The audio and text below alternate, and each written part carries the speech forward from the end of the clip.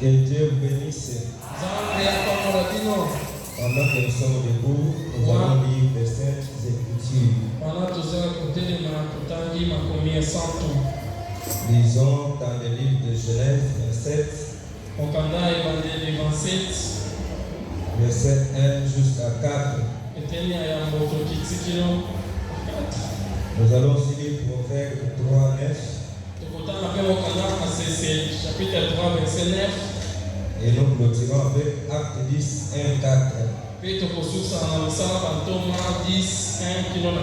Nous lisons d'abord Genèse 27, 1 jusqu'à 4. Et Isaac devenait vieux et ses yeux s'étaient affaiblis au point qu'il ne voyait plus.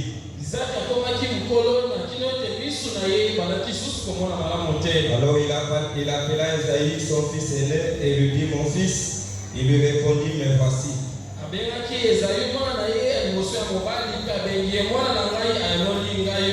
Isaac dit: voici, je suis vieux, je ne connais pas le jour de ma mort.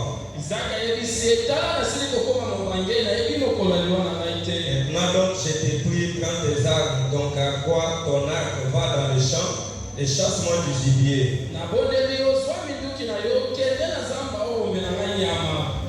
Fais-moi aimer comme j'aime et apporte-les à manger, afin que mon âme te bénisse avant que je meure. Veuillez vous asseoir.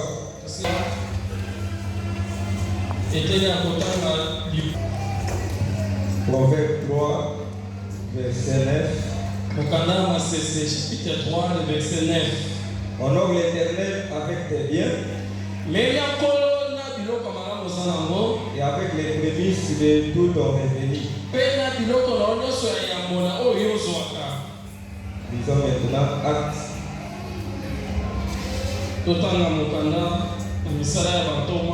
Acte 10. Il y avait à Césarée un homme nommé Corneille, centenier dans la grotte dite italienne.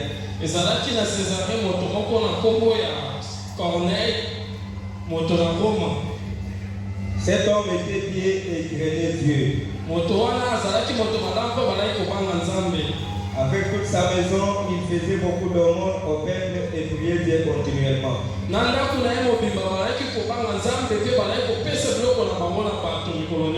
Vers la 9e heure du jour, il vit clairement dans une vision un ange de Dieu qui entra chez lui et qui dit: Corneille.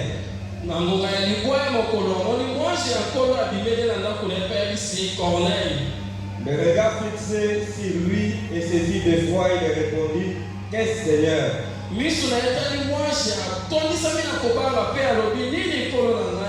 l'ange lui dit: tes prières et tes aumônes sont montées devant moi. Devant Dieu.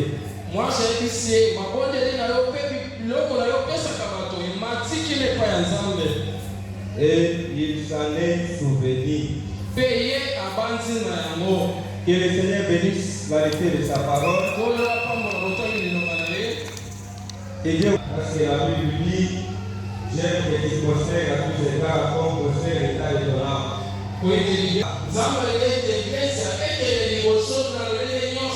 L'église n'était pas seulement. L'église doit prospérer de part et d'autre. Pourquoi vous ne prospérez pas en harmonie?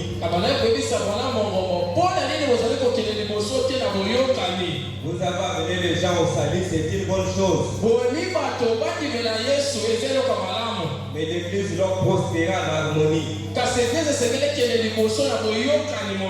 Du côté finance, la prospérité.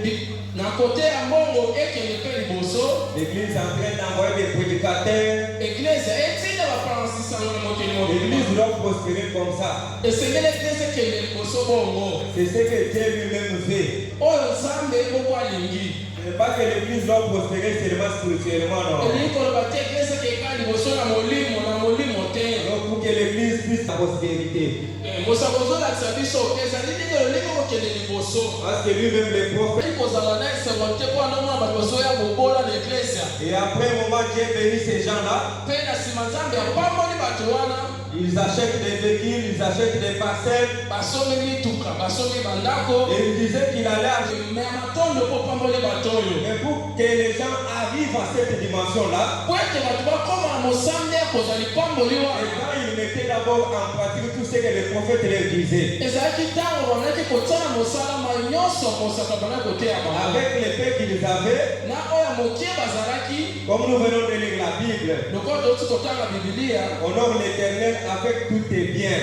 mema nkolo na yo na bomengo na yo nyonso oza nango Honorer l'Éternel avec tous tes biens. mema nkolo na bomengo na yo nyonso oza Tout ce nango que le Seigneur t'a donné, nyonso nkolo asili kopesa yo tu dois l'honorer avec cela. esengeli yo memia ye na yango Et quand tu dois l'honorer avec cela, ntango yo komemia ye na yango c'est par là qu'il va te faire prospérer. na bongo nkolo kokengisa yo lisusu liboso La bénédiction matérielle est différente des bénédictions spirituelles. biloko ya mokili ekeseni na bapamboli ya molimo Que Dieu vous bénisse. amen La bénédiction, la foi, kosatisama na kati ya kolima la sanctification par la parole kosatisama na liloba et le baptême du Saint-Esprit. mpe libatisi ya molimo santu De l'autre côté, il y a aussi les étapes.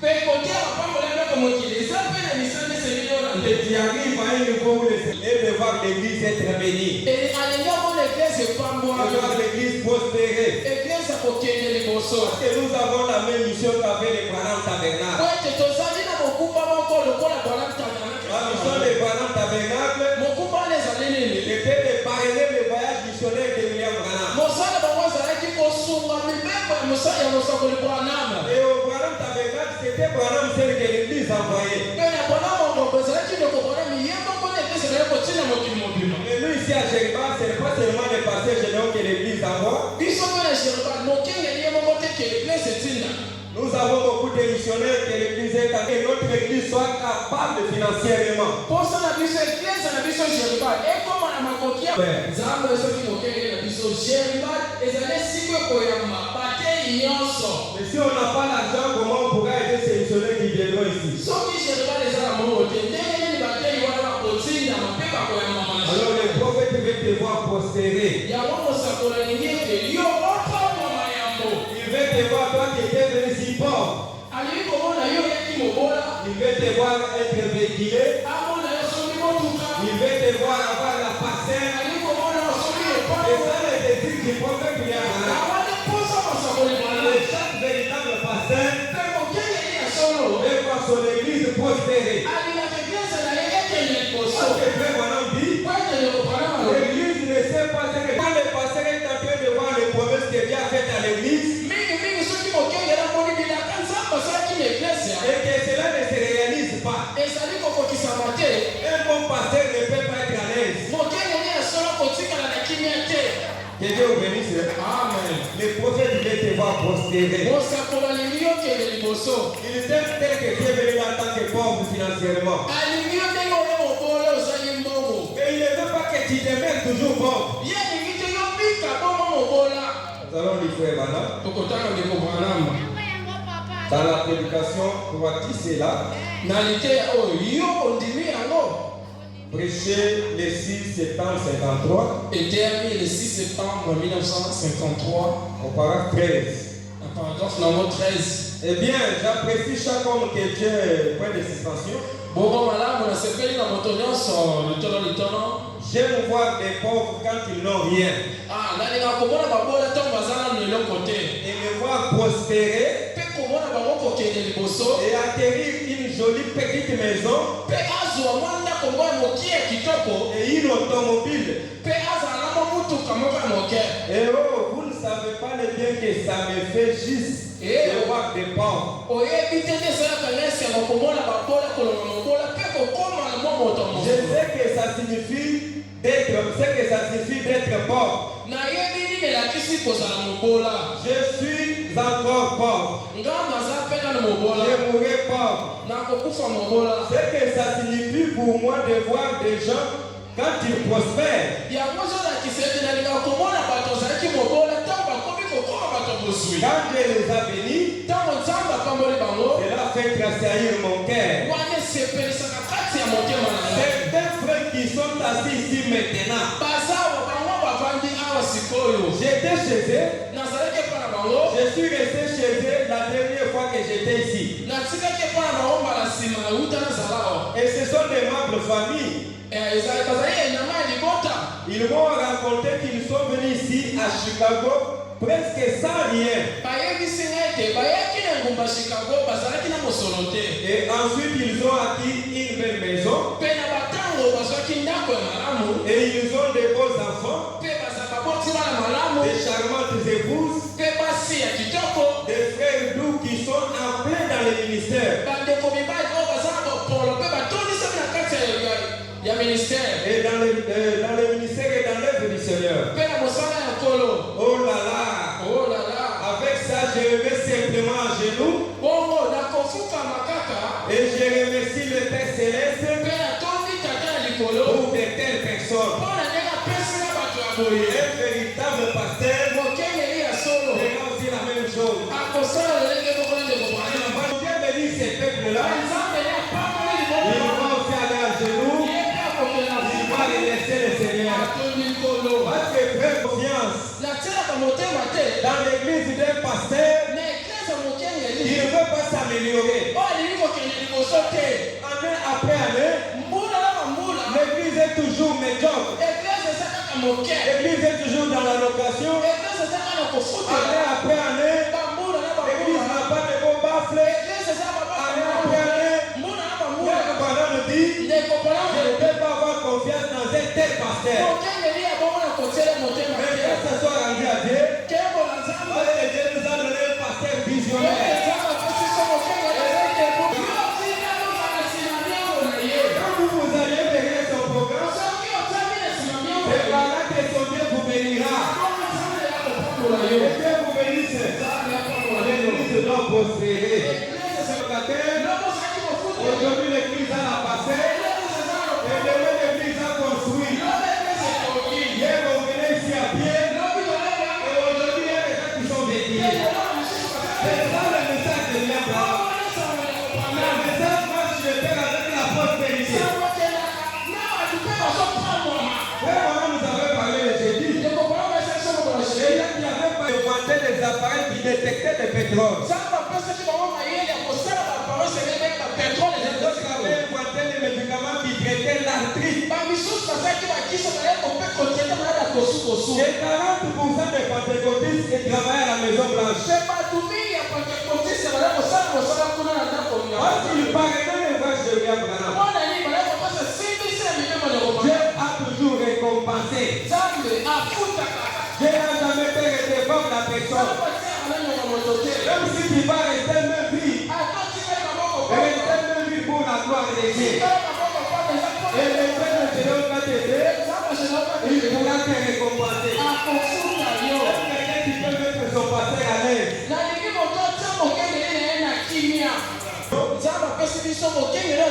Quelqu'un qui fait une amélioration. Quelqu'un qui a des grandes ambitions. Parce que le frère Branham dit, un chrétien c'est quelqu'un qui doit avoir des grandes ambitions. Comme Dieu avait dit un jour à Abraham. Abraham sortait dehors. Quand il est sorti, il a dit regarde à l'est, à l'ouest. Regardez aussi le nord. Tout ce que tu vois là, ça t'appartient. Les étoiles qu'il voyait. Et William Branham dit, un chrétien, c'est quelqu'un qui a des grandes ambitions. Quelqu'un qui demande à Dieu des millions. Ce n'est pas quelqu'un qui vient ici à la chair en train de pleurer pour 100 000 francs. On nous a raconté une histoire un jour. Au Kassai, il y avait des frères qui étaient dans la consécration. Pendant que les frères étaient à la chair en train de prier, un frère qui priait en train de pleurer, Seigneur, donne-moi $100. J'ai acheté des vélos. Et notre frère a regardé. Il était en train de nous faire passer le temps. Il a ouvert son sac, il a pris $100, il a dit, frère, quittez, laissez-nous prier. Il y a d'autres gens qui n'ont pas de grandes ambitions ici. Nous avons des gens qui ont des grandes ambitions.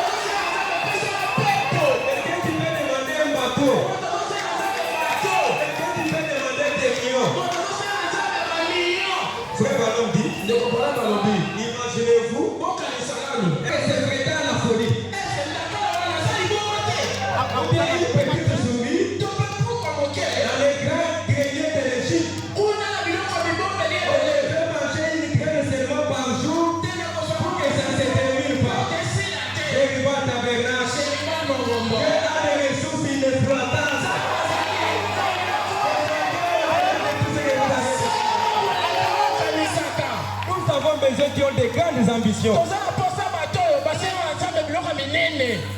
Que Dieu vous bénisse. Amen. Dieu nous a donné un bon pasteur. On doit avoir confiance dans un tel homme. Même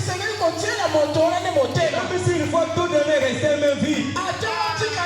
Comme il a la vision de la prospérité, son Dieu va nous bénir. Que Dieu vous bénisse. Amen. Le 4 août 60. Le 4 août 1960. Au paragraphe 22. Était le numéro 22. Je n'ai pas beaucoup confiance en l'église d'un pasteur qui n'a pas des ambitions de s'améliorer.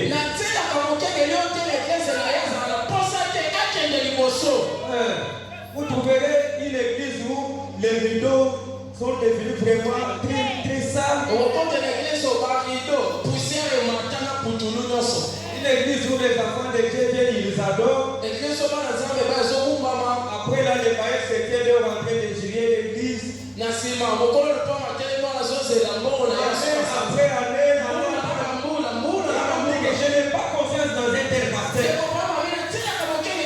Parce que ce n'est pas les règles de l'église. C'est un pasteur qui n'a pas de vision.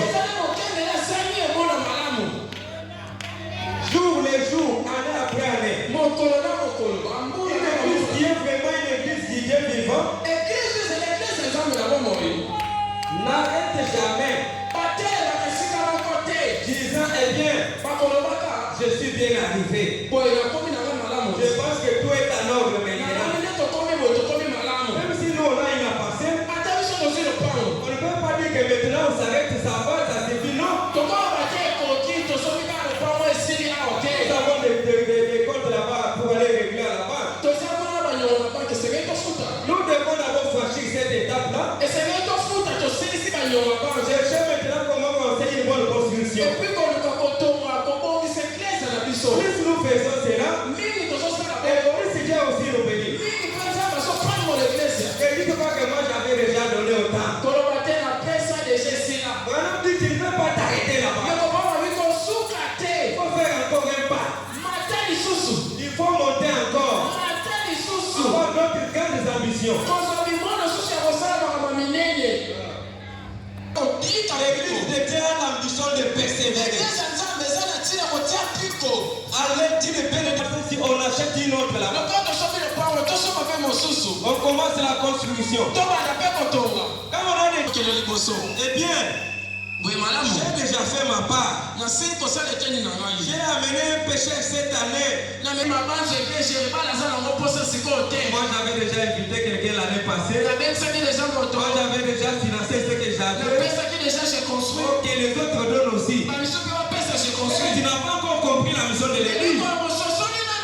Pour moi, ça tu es en train de demander quelque chose à Dieu. Quand moi j'avais des possibilités, j'avais aussi soutenu. Là, tu n'as pas encore saisi la vision de l'église. Continuez toujours à soutenir. Même si tu as fait seulement, il aimerait un autre. Il amènerait un autre. Il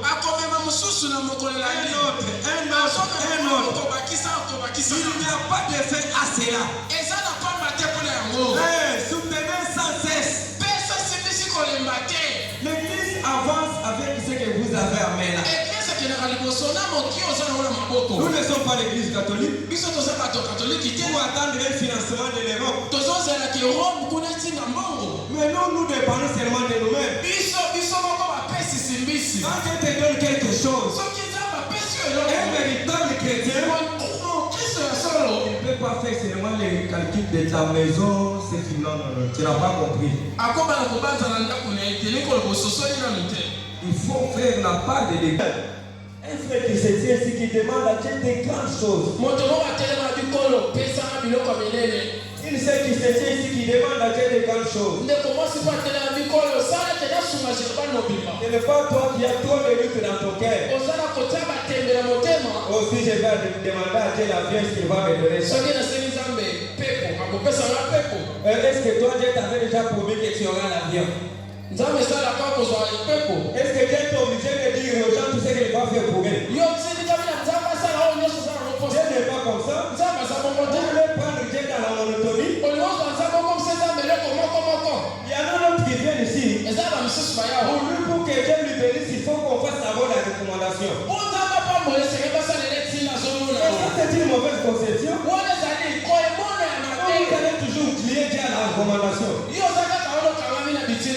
est capable de te bénir. Il n'est même pas donné un message à eux. Quelqu'un bénisse. Amen. Mais il faut pas dire recommander. Si on a fait une recommandation pour être fait, sinon tu vas te fatiguer, tu vas fuir l'église.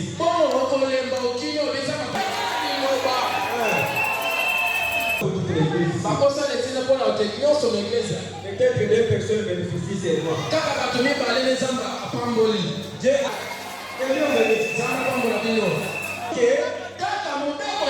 tu t'allies derrière. Quand tu ne veux pas t'allier derrière ces programmes,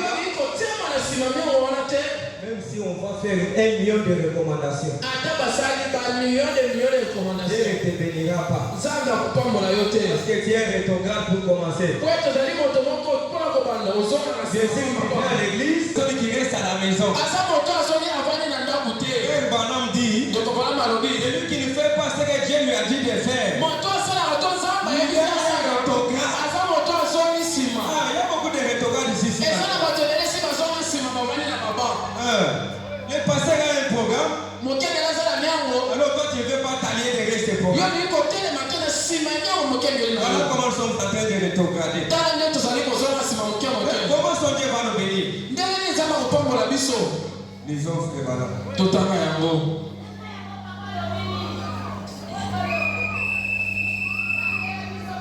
Le réveil imminent et l'effusion du Saint-Esprit. Prêché le 18 juillet 54. Était le 18 juillet 1954. Au paragraphe 6. Paragraphe numéro 6. Il y a quelques temps, il y a quelques semaines, on venait petit déjeuner dans une salle à Washington DC. Et un orateur, M. Nixon, le fils président des États-Unis, avait alors la parole. Et il disait que le communisme balaye le pays, l'espace d'expansion dont nous disposions.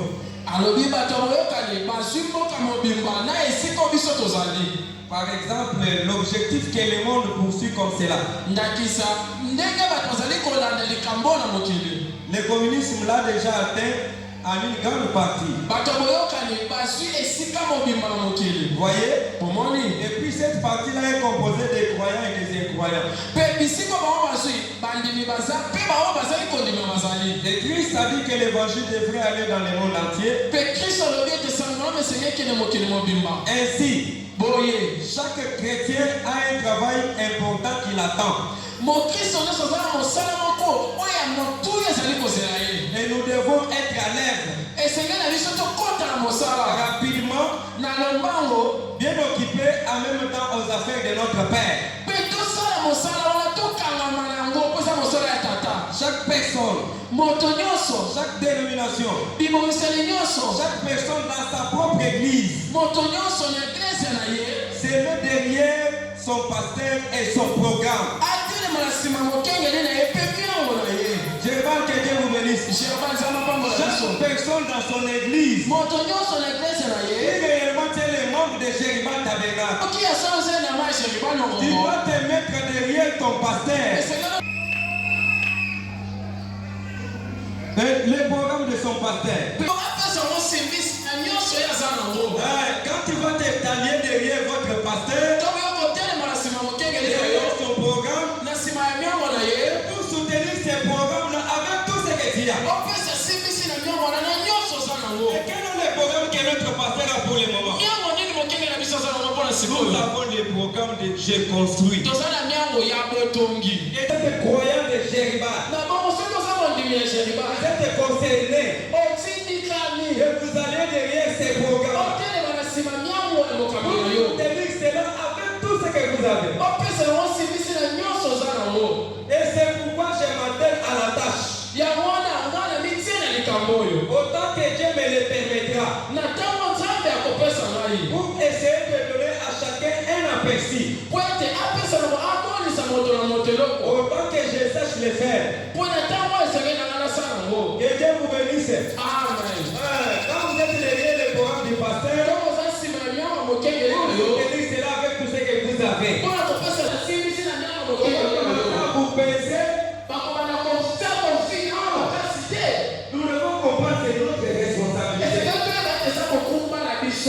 nous les faisons, mingi tozosala plus qu'il vient aussi nous bénir. mingi mpenza bazopambola Et biso si toi qui ne viens pas faire cela, soki olingi kosala bongo te combien d'hommes de bénédiction? osala mapamboli Que Dieu bénisse. za mapambola biso Nous sommes en train de parler de ces choses tozomela makambo oyo pour que chaque personne comprenne sa responsabilité. po ete moto na motoyeba mokumba na ngai na jerbal ezali Si vous voulez aussi être béni, soki olingi opambwama faites ce que Frère Branham vous dit. sala oyo ndeko branama ayebisi yo Frère Branham nous dit, po ete ndeko branama alobi l'argent que vous avez là, mbongo oyo eza nango na mabengana na yo appartient à votre église. ezali egleza na yo Appartient à votre église. ezali egleza na yo Savez le amen esili C'est Frère Branham qui dit, ndeko branama alobi que l'argent que vous avez, alobi mbongo nyonso église. eza na yo te eza mpona egleza na yo Lisons Frère Branham, c'est comme atia woteme la présence du Seigneur Jésus. 5 Je sais qu'il y a beaucoup de propos tenus à la radio par les frères qui ont des émissions à la radio. nayebi ete bato balekaka na baradio bazali koloba malobo bino mpe boyebi yango bazoloba Ils veulent que vous les écriviez afin qu'ils obtiennent des adresses. balingi ete bino bozosa po ete bazwa bisika bofandaka Qu'ils vous envoient des demandes d'offrandes et tout. batindela bino ete botindela biso bamakambo na bino bamabonza na bino mpe biloko nyonso Vous ne recevrez pas une lettre comme cela à moi. bokoki kozwa mokanda ya bongo te bandeko Et je vois que votre argent appartient à votre église. nandimi ete mbongo na yo eza mpona egleza na yo Dites Amen. lobaka Et je vois que votre argent alobi nandimi ete mbongo nza bapesaka yo appartient à votre église. eza mpona egleza na yo Alors si votre argent appartient à votre église, soki mbongo neza mpona egleza na yo comment l'administrateur peut se tenir ici sèche? ndenge boyebe kosola boye kotelema alobi alobi mbongo ekauki L'argent que même si c'est à $100, atoza na $100 mbongo wana eza egleza na yo c'est exactement là sa place. eza nde esika wana mbongo nesengeli ezala Ton argent, mbongo na yo sa place n'est pas dans les bars. esika yango ezali na babar te La place de ton argent, c'est ici à l'église. esika esengeli ata mbongo neza na Et tu egleza dis quand tu peux investir ton argent, eza esika esengeli obongisa mbongo na yo et ça sort beaucoup, c'est ici l'endroit ezala investissement. ebele ezala moke awa na jeribal Que Dieu vous bénisse. amen Mettez ça dans votre église. sia mosolo na yo na egleza na yo Vos dîmes et autres bamoko na zombi mpe biloko misusu pour soutenir votre église. mpona kopesa simbisi na egleza na yo Est-ce que quelqu'un peut dire Amen? moto moko okoki koloba amen L'argent que vous avez mbongo oza nango appartient à Jéribal eza Tabernacle. ya jeribal mongombo Mettez ça ici tia yango awa pour soutenir le programme de votre mpona pasteur. kopesa simbisi na Et le Dieu qui l'a envoyé, mpe nzambo yatinda il ye vous récompensera. ye nde akofuta yo Je vous avais dit la fois passée là. natangelaki bino baposo eleki Dieu est en train de chercher les gens. nzambe azoluka bato Dieu cherche quelqu'un. nzambe azoluka moto Il peut bénir. akoki kopambola Dieu a besoin de faire un millionnaire ici. nzambe aza posa asala moto moko millionnaire Dieu a besoin de faire des millionnaires ici. nzambe aza posa asala bamillionnaire C'est avec le Père qu'il vous a donné. na moki azali kopesa Vous êtes devenus des anges. yo komi mwanje Alors Dieu a demandé de donner. nzambe azoluka moto Branham n'a pas menti, il dit la vérité. ndeko bona makosi biso te alobi bosolo Et je dis, Branham nous avait dit jebi ndeko bona mayesaki biso que dans cet âge que nous vivons ici, na eloko tozali kobika les hommes saints occupent le poste le plus important dans le pays. bato basantu bazozwa bisika ya mosala malamu na mboka Nous sommes dans un temps où les chrétiens doivent occuper le poste le plus important. toza na ntango bakristo esengeli bakonza Vous allez à la présidence là, vous trouvez des chrétiens. oke kuna na présidence okuti na kristo Vous allez au gouvernement, vous trouvez des chrétiens. oke kuna na balabata okuti À na la kristo banque, les chrétiens. na babanki bakristo Mais aujourd'hui, tel n'est pas le cas. kasi lelo eza bongo te Dieu a du mal de trouver ces gens-là aujourd'hui. nzambe azoluka bato wana azomona bango te On te donne personnellement comme ça. Tu es malin plus que Satan. bapesi oka moke boye garde kutu malamu Il y en a d'autres quand Dieu lui donne $20 000 eza bamosusu nzambe apesi $20 pour que le pasteur ne sache pas qu'il a eu $20 000. po ete mokengela yeba te asu $20 Il va donner la dîme en tranches. amopesa dimi ndambu ndambu Il donne $300. lelo napesi 300 Après Après même 2 semaines, il donne $500. poso mibale elekana pesa 500 Après 2 semaines, il donne $300. mosusu eleki apesi 300 Là, même les administrateurs ne sauront pas qu'il a eu $20 000. wana ata bayenga misolo bakoyeba ata azwi $20 000 Avec de telles valises, comment Dieu peut te donner des millions? na mayele mabe nzambe akopesa bamilio ndenge Parce nini que Dieu a essayé seulement. nzambe ameki yo Il mokie a montré ta couleur. olakisi lolenge ya Il va te donner des millions. ndenge nini akopesa yo bamilio Comment il va te donner ça? akopesa yo ndenge nini Nous savons que les églises du message, Dieu a toujours béni les gens. biso toyebi na beglise asango nzambe apambolaka bato Mais ce n'est pas que nos églises les conduisent. Et ça, la a compris que c'est pas malade, c'est fini. Cette puissance-là qui guérit personne la personne ne peut pas venir. nguyu ezobekisa bato ekopambola te Alors, ce n'est pas les gens. eza mayele na yo mabe Vous avez l'argent. yo osala mbongo Au lieu de donner libéralement, lesi kopesa na motema il faut qu'on te supplie. esengeli babondela Et alors, que l'administrateur fait. Maintenant, vous donnez encore les travaux à l'administrateur. epesi su moyengeli mosolo Il faut mosala aussi prêcher encore. abandi su kozongela mateya Ça c'est fait où? esalamaka Où wapi est-ce que vous avez vu ça? bomona yango wapi Tout ça c'est quoi? ni wana eza nyonso nini Les croyants. bandimi Pour donner l'argent, mpona kopesa mbongo il faut qu'on commence à dorloter, à supplier. esengeli bakokoma kobondela bato Qu'est-ce que la Bible dit? yoko biblia elobi Proverbe 11:24. mokanda ya masese 11:24 Tel qui donne libéralement, lolenge bazopesa na tel, moto azopesa na motema mobima devient plus riche. ye nde azokoma moto ya mozwi Et tel qui épargne en excès mpe moto azali kobomba mingi ne fait que s'appauvrir. ye nde azokoma mobola Toi tu ne fais qu'épargner. yo olika kobomba Mon gars, tu ne fais qu'épargner. olika kobomba Tu es en train de t'appauvrir. oza komikomisa On mobola a besoin d'argent ici. naza na posa mbongo awa Tu es en train de faire des épargnes là-bas. yo ozobomba kuna Mais tu es en train de t'appauvrir. wana ozali komikomisa mobola Celui qui donne libéralement. kasi moto azopesa na motema ne mobima Avant même qu'on ait demandé, yango ete basenga mais lui a déjà donné. ye apesi Une telle personne devient tellement riche. moto bongo akomaka moto bozwi Mais celui qui épargne en excès, kasi moto azobomba mingi il s'appauvrit. azokoma mpe mobola On a fondé carte pendant que l'église a besoin d'argent. wana eglize eza na posa mbongo yo kuna obakisaka karte Maintenant, comment Dieu va te venir avec ça? ndenge nini eza na kopambola wana bizaleli wana Toi, tu épargnes en excès. ozobomba mingi Non, ce n'est pas comme ça qu'on épargne. eza bongo te babomba On n'épargne pas comme ça.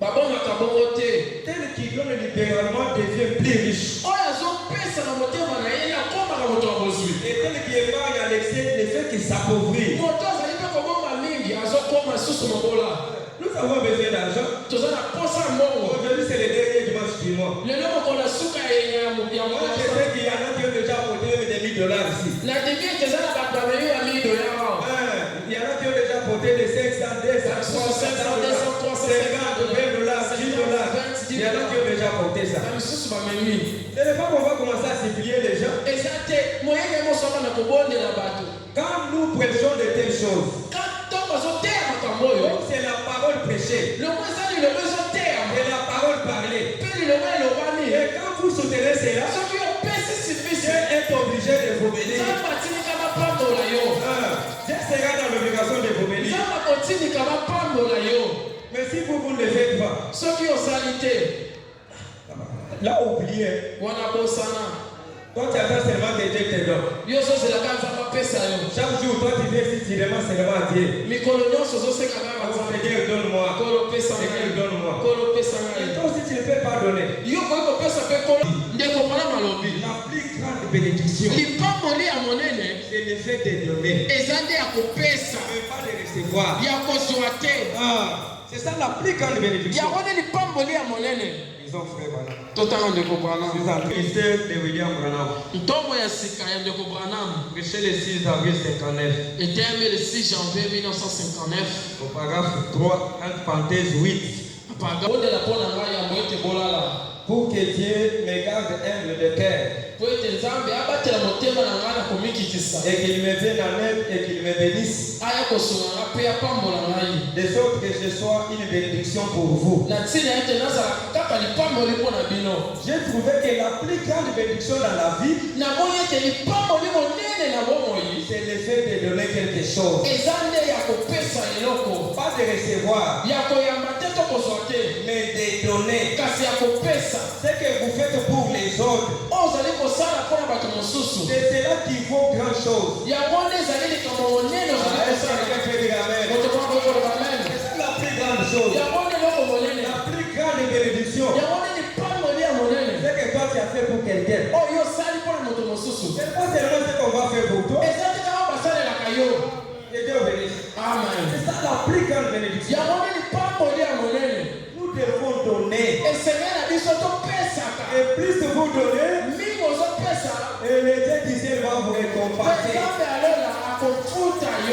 Parce que les bénédictions c'est donnant.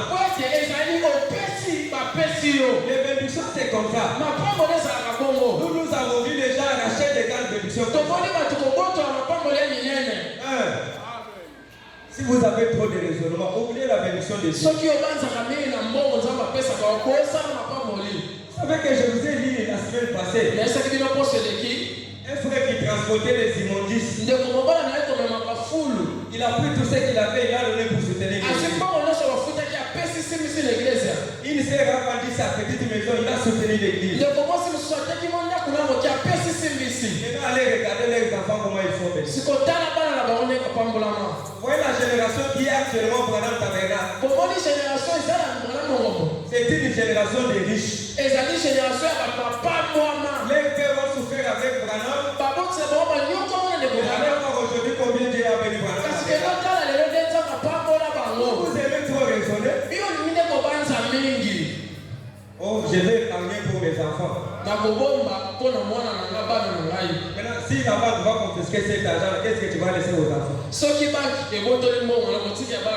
Oh, frère Branham dit, la plus grande chose que tu peux laisser à tes enfants, si tu laisses la parcelle, l'État peut confisquer ça. Ou bien les ravins peuvent passer par là. Peut-être tu peux laisser l'argent en banque, on peut détourner ça. Alors la plus grande richesse, c'est à tes enfants, c'est Christ, la parole. Pourquoi? Quand toi tu ne seras pas, Dieu pourvoira pour tes enfants. Tout ce que vous avez, venez pour que vous puissiez terminer la dette. Vous avez vu la fois passée. Quand Elohim avait mangé, il n'avait pas dit merci. Il a raccourci l'accomplissement des promesses. La promesse était 24 ans. Et quand il a mangé, dans une année il a accompli ça. Quand il est allé chez la veuve de Sarepta, quand la sœur a d'abord préparé, allez, les familles ont été multipliées. Et pourquoi Branham dit, il faut faire quelque chose avant que quelque chose d'autre soit fait. Pourquoi aujourd'hui, nous voulons les gens qui vont faire quelque chose avant que quelque chose d'autre soit fait. Et je vais lire ça, je termine. Dans la prédication, Dieu est dévoilé. Prêché le 14 juin 64 matin. Le 14 juin 1964, quand vous faites quelque chose, Dieu aussi fait quelque chose. Que Dieu bénisse. Amen. Paragraphe 37. Paragraphe 37. Vous devez faire quelque chose. Et c'est pour que quelque chose s'en suive. Lorsqu'Abraham a fait, Dieu aussi a fait. La veuve de Sarepta a fait, Dieu aussi a fait. La femme Sunamite a fait, Dieu aussi a fait. Et pourquoi Branham dit, vous devez faire quelque chose pour que quelque chose s'en suive. Si tu veux être béni ce matin,